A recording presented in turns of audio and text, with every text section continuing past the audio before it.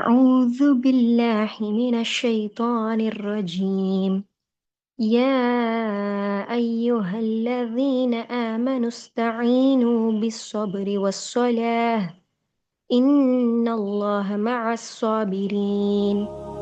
O you who have believed, seek help through patience and prayer. Indeed, Allah is with the patient.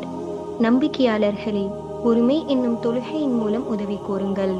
நிச்சயமாக அல்லாஹ் பொறுமையாளர்களுடன் இருக்கின்றான். லைஃப்ல stress, fear, doubts, hurt எது வந்தாலும் பிலீவர்ஸ்க்கு two strongest tool இருக்கு, சபர் and சலாஹ்.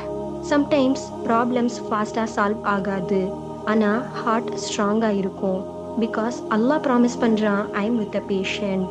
பேஷன்ஸ்னா சைலண்ட்டாக wait பண்ணுறது இல்லை, அல்லாவை நம்பிக்கை கொள்வதும், ஆங்கரை கண்ட்ரோல் பண்ணுவதும், வேர்ட்ஸை கண்ட்ரோல் பண்ணுறதும் அண்ட் ஹோப்பை ஹோல்ட் பண்ணுறது.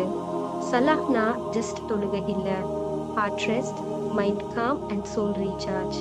நம்ம வரிஸை அல்லாஹ் கிட்ட சொல்கிற மொமெண்ட்டில் he gives a peace you can't explain but you can feel. எனவே சோதனைகள் வந்தாலும் பேஷன்ஸ் ப்ளஸ் ப்ரேயர் இருந்தால் மீன் பிரேக் ஆக மாட்டாங்க, அதுக்கு பதிலாக ஸ்ட்ராங்கர் ஆகுவாங்க, இன்சைட் அண்ட் அவுட் சைட் இன்ஷா அல்லாஹ். Patient strengthen the heart and prayer connected to Allah. With both, a believer can face any difficulty with courage and peace. Jazakumullahu khair.